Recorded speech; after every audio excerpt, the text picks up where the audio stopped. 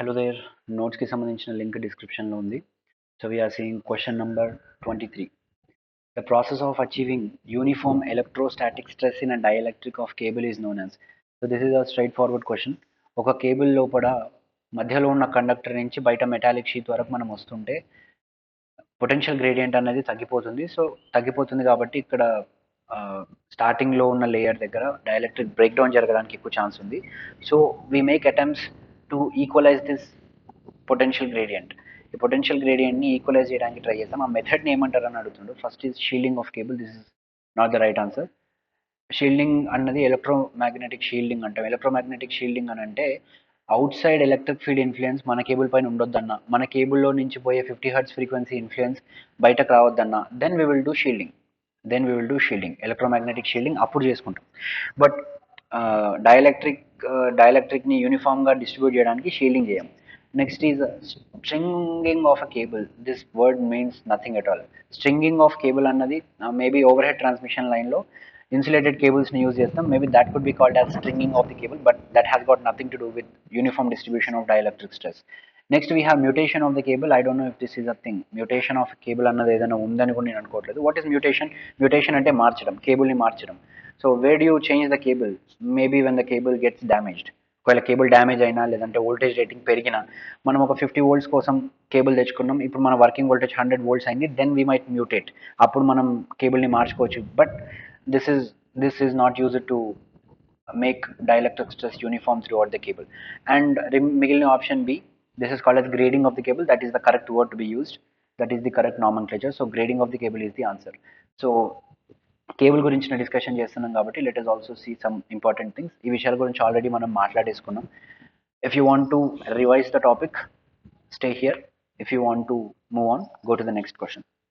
So we are talking about cables, right? So first we should talk about the layers of cable. Cable paina A layers ఉంటాయి అన్నది చూద్దాం.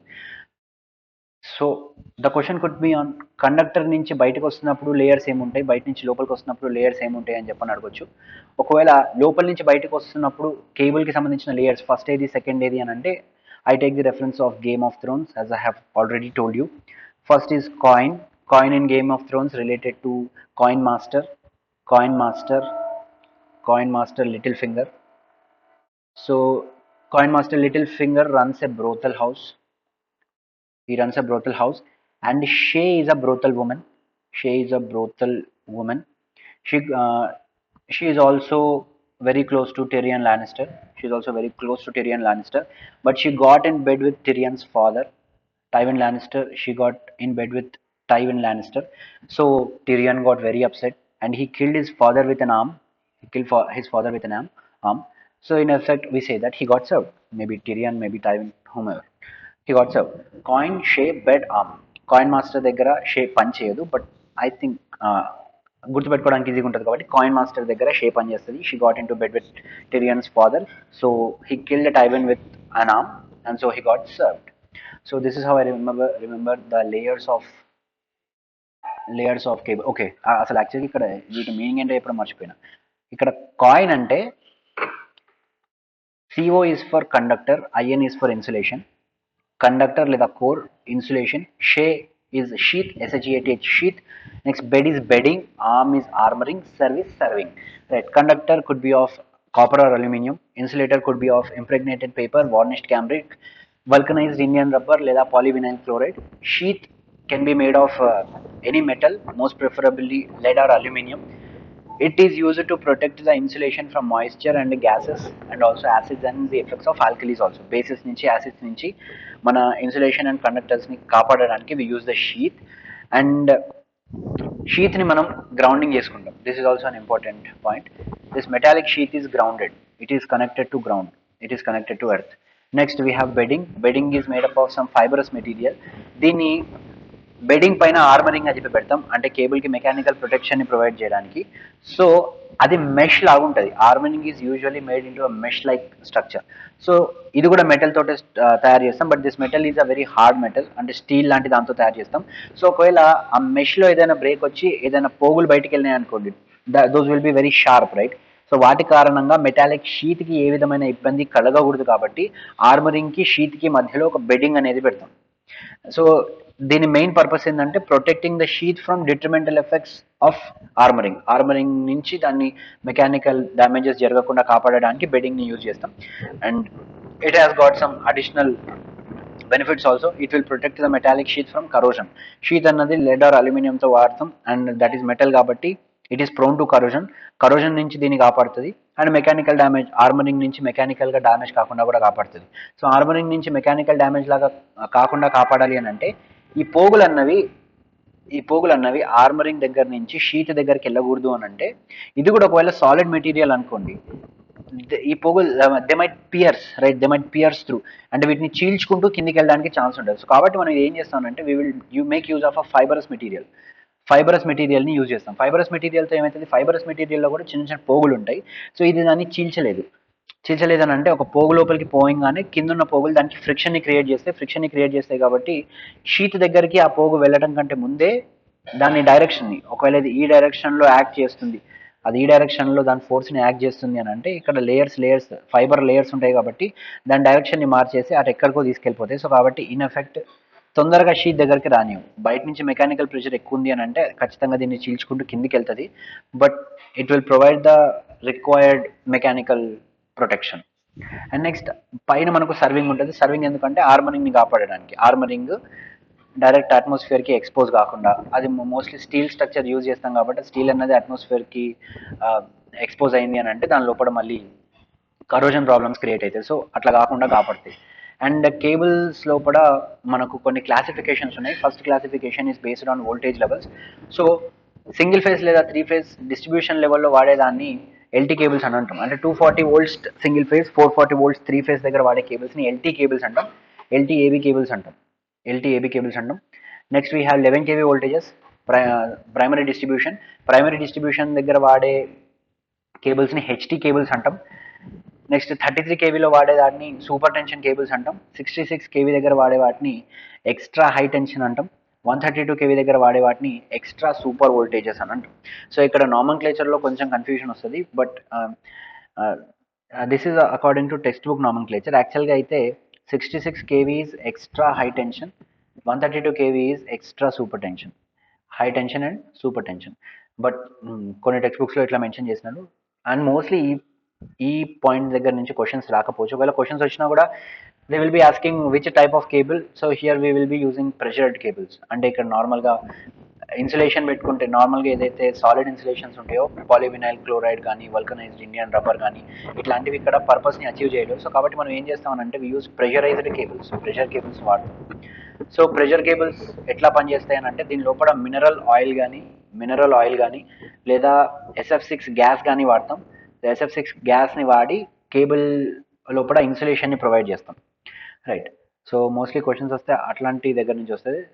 ఒకవేళ cable క్లాసిఫికేషన్లో HT ఏది ST ఏది అని అడగొచ్చు, కానీ extra super tension and extra super వోల్టేజెస్ని అడిగే కేసెస్ చాలా రేర్గా రావచ్చు. And 3 phase cables are classified into further categories. 3 phase కేబుల్లో కూడా క్లాసిఫికేషన్ ఉంది.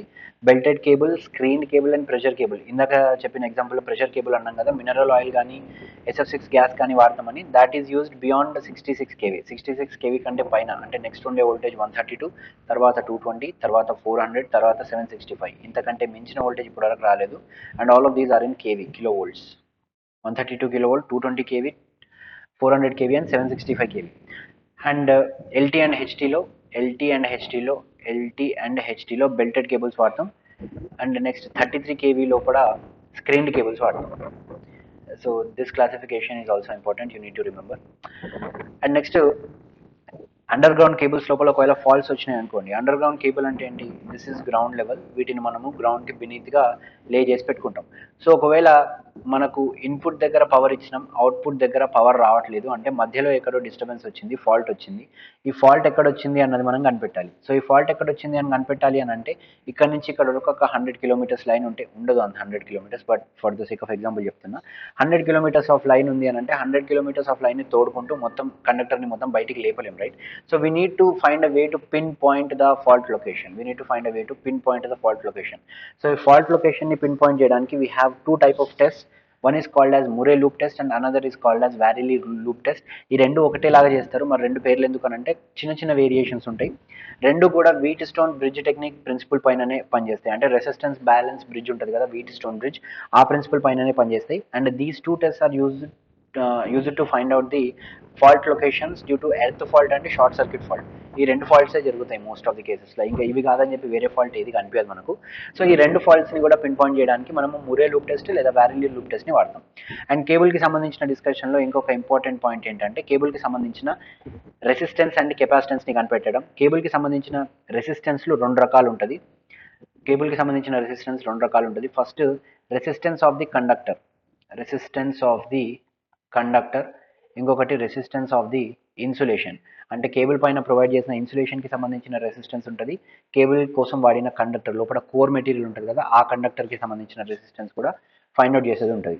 So both of them are dependent on this formula. R is equals to rho L by అన్న formula పైననే డిపెండ్ అవుతాయి.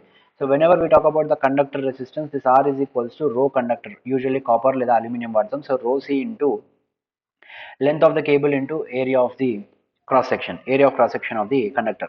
బట్ ఇన్సులేషన్ రెసిస్టెన్స్ గురించి మాట్లాడేటప్పుడే ఒక చిన్న discrepancy వస్తుంది. కండక్టర్కి సంబంధించిన రెసిస్టెన్స్ గురించి మాట్లాడితే the resistance is inverse directly proportional to length వస్తుంది.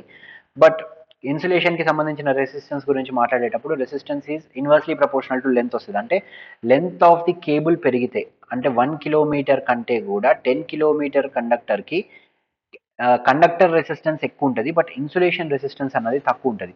అట్లా ఎందుకు అని అంటే here the formula is R is equals to rho insulation, ఇన్సులేషన్కి సంబంధించిన రో వాల్యూ. అండ్ ఇక్కడ లెంత్ మీరు గుర్తుపెట్టుకోవాల్సింది ఏంటి అని అంటే కరెంట్ అన్నది ఎప్పుడూ కూడా ఈ డైరెక్షన్లో లీకేజ్ అవుతుంది. యాక్చువల్ మెయిన్ కరెంట్ ఈ డైరెక్షన్లో ఫ్లో అవుతుంది, రైట్. హారిజాంటల్ డైరెక్షన్లో ఫ్లో అయ్యేది మెయిన్ కరెంట్. ఏదైతే కరెంట్ మనం సోర్స్ నుంచి లోడ్కి తీసుకెళ్లాలో ఆ కరెంటు. మన మాట్లాడేది ఇన్సులేషన్ లోపల నుంచి పోయే కరెంటు. ఇన్సులేషన్ లోపల నుంచి కరెంట్ ఏమవుతుంది, లీక్ అవుతుంది. సో లీకేజ్ కరెంట్ గురించి మాట్లాడేటప్పుడు we need to talk about this effective distance, effective length. And ఈ లీకేజ్ అన్నది కేబుల్కి సంబంధించిన చుట్టుపక్కల మొత్తం జరుగుతుంది. మధ్యలో కండక్టర్ ఉంది అని అంటే లీకేజ్ అన్నది మొత్తం అన్ని డైరెక్షన్స్లో నుంచి జరుగుతుంది. సో ఎఫెక్టివ్ లెంత్ని మనం ఫైండ్ అవుట్ చేయాలి అని అంటే we take the help of logarithm. So logarithm help తీసుకుంటే here we have ln R2 by R1. ఇక్కడ R2 అంటే resistance to the sheet, metallic sheet వరకు రెసిస్టెన్స్ ఎంత, డివైడెడ్ బై R1 అంటే రేడియస్, సారీ రెసిస్టెన్స్ కాదు, radius up to centre of the conductor to metallic sheet, and R1 అంటే radius of the conductor. And మనకు next కింద రావాల్సింది area of cross section. ఇక్కడ area of cross section చూసినాము అంటే ఇది ఓవరాల్ లెంత్ మీద పరుచుకొని ఉంది, ఓవరాల్ లెంత్ మీద పరుచుకొని ఉంది కాబట్టి here the area of cross section is dependent on length. So 2πL వస్తుంది. సో ఈ ఫార్ములా మనం యాక్చువల్గా డిరైవ్ చేసుకుంటే ఈ ఫార్ములాస్ అన్నీ వస్తాయి. సో ఇప్పుడు డెరివేషన్ చేయట్లేదు కాబట్టి జస్ట్ దీన్ని ఇట్లా గుర్తుపెట్టుకోవడానికి మాత్రమే ట్రై చేయండి. Let me write it again, this time somewhat neatly. R insulation is equals to rho insulation, ఇది parent formula. R is equals to rho L by A నుంచి వచ్చింది, is equals to rho insulation into ln R2 by R1 divided by 2πL. So this is the formula you need to remember. And next important point is about capacitance. కేబుల్కి సంబంధించిన capacitance calculation కూడా important. ఇక్కడ మనం derivation ఏం చూడం కానీ just కెపాసిటెన్స్కి సంబంధించిన ఫార్ములాస్ని చూసే ప్రయత్నం చేద్దాం. Here we will observe two type of capacitances in three phase cables. Three phase కేబుల్స్లో రెండు రకాల కెపాసిటర్లు వస్తుంది. ఇక్కడ చూసినామనంటే ఒకటే కేబుల్లో red phase, Y phase and blue phase ఉంది. సో ఫేజ్కి మధ్యలో ఒక కెపాసిటెన్స్ కనిపిస్తుంది, ఫేజ్కి షీట్కి, దిస్ ఇస్ మెటల్ షీట్కి మధ్యలో ఒక కెపాసిటెన్స్ కనిపిస్తుంది. సో కేబుల్కి ఫేజ్కి మధ్యలో ఉన్న కెపాసిటెన్స్ని కోర్ కెపాసిటెన్స్ అంటాం, అండ్ షీట్కి దీనికి మధ్యలో ఉన్నదాన్ని షీట్ కెపాసిటెన్స్ అని అంటాం. So the formula is sheet capacitance plus 3 times core capacitance. So this is the effective capacitance to neutral అంటాం. Effective capacitance to neutral per phase 3s plus 3cc, this is three phase capacitance, C3 phase. And ఒకవేళ మన cable అనేది single phase కోసం వాడితే మనకు ఒకటే capacitance ఉంటుంది. That capacitance is given by C is equals to epsilon A by D ఫార్ములాని గుర్తుపెట్టుకోండి. So C is equals to epsilon బయటకు వచ్చేస్తుంది. This epsilon is equals to epsilon naught into epsilon is equals to epsilon naught into epsilon r. ఇది రాయట్లేదు నేను, so epsilon మాత్రమే రాస్తున్నా. ఇప్పుడు area రాయాలి. Area మనము క్యాలిక్యులేట్ చేసిన తర్వాత మనకు 2π అని చెప్పి వస్తుంది, క్యాన్సిలేషన్స్ అన్నీ జరిగి, divided by distance is log R by R. ఇక్కడ చూస్తున్నారు అని అంటే ఎక్కడెక్కడైతే మనకు సర్కిల్ ఇన్వాల్వ్ అవుతుందో, సర్కిల్ ఇన్వాల్వ్ అయిన కేసులో లెంత్ని కనిపెట్టాలి అని అంటే we always use logarithm of some big by small, big value by some small value. ఇది ప్రతి కేసులో కూడా ట్రాన్స్మిషన్ లైన్కి సంబంధించిన ఇండక్టెన్స్ని ఫైండ్ అవుట్ చేసేటప్పుడు, కెపాసిటెన్స్ని ఫైండ్ అవుట్ చేసేటప్పుడు, కేబుల్స్కి సంబంధించిన కెపాసిటెన్స్ ఫైండ్ అవుట్ చేసేటప్పుడు ఎప్పుడు కూడా సర్కిల్ ఇన్వాల్వ్మెంట్ ఉంది, సర్క్యులర్ ఇన్వాల్వ్మెంట్ ఉంది అని అంటే మనకు ఖచ్చితంగా లాగర్థం వస్తుంది. You need to remember this. And the next important point is about, ఇప్పుడు యాక్చువల్గా మనం మాట్లాడుతున్న క్వశ్చన్ పొటెన్షియల్ గ్రేడియంట్ గురించి కాబట్టి అసలు ఆ పొటెన్షియల్ గ్రేడియంట్ అంటే ఏంటి, హౌ ఇట్ ఈస్ ఇంప్రూవ్డ్ అన్నది చూద్దాం ఒకసారి. సో పొటెన్షియల్ గ్రేడియంట్ అన్నది కండక్టర్ గురించి మాట్లాడితే, whenever we talk about the centre conductor గురించి మాట్లాడినప్పుడు పొటెన్షియల్ గ్రేడియంట్ అన్నది కండక్టర్ సర్ఫేస్ పైన ఈక్వల్గా ఉంటుంది. మనం బయట మెటాలిక్ షీట్ దగ్గరికి వెళ్ళేటప్పుడు తగ్గుకుంటూ వస్తుంది. సో కండక్టర్ సర్ఫేస్ దగ్గర మ్యాక్సిమం ఉంటుంది, కండక్టర్ సర్ఫేస్ దగ్గర జీ మ్యాక్స్ ఉంటుంది, షీట్ మీద జీ మినిమం ఉంటుంది. సో దీనికి సంబంధించిన formula Gmax is equals to 2V by గుర్తుపెట్టుకోండి, gradient is equals to negative electric field intensity, this is equals to V/L. So ఇక్కడ న్యూమరేటర్లో వోల్టేజ్ రావాలి వచ్చింది, డినామినేటర్లో లెంత్ రావాలి, మళ్ళీ చెప్తున్నా లెంత్ ఎక్కడెక్కడైతే వస్తుందో, లెంత్ కానీ ఏరియా ఆఫ్ క్రాస్ సెక్షన్ కానీ సర్క్యులర్ ఇన్వాల్వ్మెంట్ ఉంది అని అంటే ఖచ్చితంగా లాగర్థం వస్తుంది, కనీసం ఒక లాగర్థం అయితే కంపల్సరీ వస్తుంది. This is D into ln d/d, right, ln d/d. This is G maximum. G minimum is equals to 2V by, ఇక్కడ కూడా ఒక D వస్తుంది, ln పెద్ద D బై చిన్న D. ఈ రెండు చూసినామంటే ఈ రెండిట్లో కూడా పెద్ద D చిన్న D రెండు ఇన్వాల్వ్ అయి ఉన్నాయి. మీరు ఒకటి గుర్తుపెట్టుకోండి, the small D is less than big D. So G max అంటున్నాం, G max అంటే డీలు అన్నవి రెండు కూడా డినామినేటర్లో ఉన్నాయి, డినామినేటర్ తక్కువ ఉంటేనే G max అన్నది ఎక్కువ ఉంటుంది. సో కాబట్టి G max దగ్గర స్మాల్ D వస్తుంది, G minimum దగ్గర పెద్ద D వస్తుంది, క్యాపిటల్ D వస్తుంది.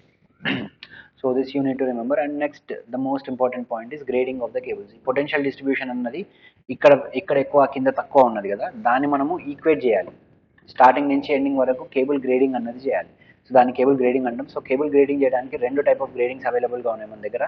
ఒక దాన్ని కెపాసిటివ్ గ్రేడింగ్ అంటాం, ఇంకొక దాన్ని ఇంటర్షీట్ గ్రేడింగ్ అని అంటాం. సో పొటెన్షియల్ డిస్ట్రిబ్యూషన్ కోసం మనం యూజ్ చేసే ప్రాసెస్ని గ్రేడింగ్ అంటాం. We have capacitance grading and also intersheet grading. Capacitance గ్రేడింగ్లో ఏం చేస్తాము అని అంటే లేయర్ ఆఫ్ ఇన్సులేషన్లు పెట్టుకుంటూ పోతాం. ఆ ఇన్సులేషన్ ఎట్లుంటాయంటే కండక్టర్కి దగ్గరగా ఉండే ఇన్సులేషన్కి సంబంధించిన పర్మిటివిటీ ఎక్కువ ఉంటుంది. మనం ఎట్లయితే దూరంగా జరుగుతూ పోతున్నాము అంటే R1 is less than R2 is less than R3, అంటే కండక్టర్కి దగ్గరగా ఉన్న ఇన్సులేషన్కి పర్మిటివిటీ ఎక్కువ ఉండాలి, కండక్టర్కి దూరంగా ఉన్న ఇన్సులేషన్కి పర్మిటివిటీ తక్కువ ఉండాలి. సో దట్ అప్పుడు పొటెన్షియల్ డిస్ట్రిబ్యూషన్ అనేది ఈక్వల్గా జరుగుతుంది. G1 is equals to G2 is equals to G3 అవుతుంది. So that in effect the cable can be protected from adverse effects of dielectric break down. Next we have intersheet grading. Intersheet grading ఎందుకు చేస్తాము అని అంటే, C మనము ε1 greater than ε2 greater than ε3 పెట్టుకుంటే effective grading జరుగుతుంది కరెక్టే, కాకపోతే ఇక్కడ వేరు రకాల ఇన్సులేటర్లను పెట్టుకోవాలి. అంటే మనకి ఇక్కడ ఏంటి అని అంటే మెటీరియల్ అన్నది మారుతూ ఉంటుంది. సో మెటీరియల్ని మార్చడం అన్నది కమర్షియల్గా వైబుల్ కాదు.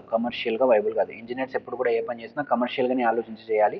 Because end of the day మనం చేసేది ఏదో సైంటిఫిక్ ఎక్స్పెరిమెంట్ కాదు, మనకు ఒక ₹1 ఖర్చు అయినా పర్లేదు, మనకు కావాల్సిన రిజల్ట్ ఒక ఫార్ములా డిరైవ్ చేస్తే చాలు మనం అనుకోవడానికి.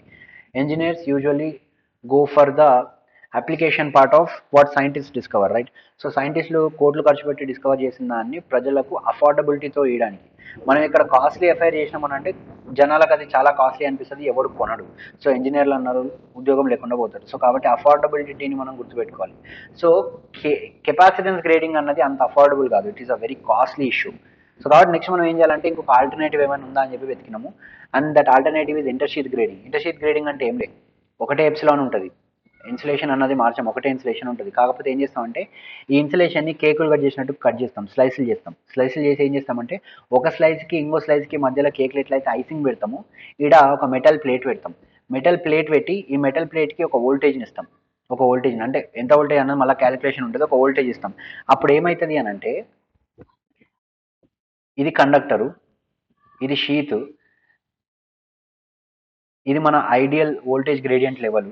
సో ఇప్పుడు ఏమవుతుంది అని అంటే ఫస్ట్ షీట్ నుంచి అంటే కండక్టర్ నుంచి ఫస్ట్ షీట్ వరకు పొటెన్షియల్ పడిపోతుంది. మళ్ళీ ఇక్కడ వోల్టేజ్ ఇచ్చినాం కాబట్టి పొటెన్షియల్ పెరుగుతుంది, మళ్ళీ పడిపోతుంది, మళ్ళీ పెరుగుతుంది, మళ్ళీ పడిపోతుంది, మళ్ళీ పెరుగుతుంది. సో ఇన్ ఎఫెక్ట్ ఏమైంది అని అంటే throughout the cable, right, throughout the cable పొడుగుతా మనం capacitance I mean potential gradient equate చేయలేకపోయినాం కానీ డిస్క్రీట్ పాయింట్స్ దగ్గర, రైట్, డిస్క్రీట్ పాయింట్స్ దగ్గర ఈక్వల్ చేయగలిగినాం.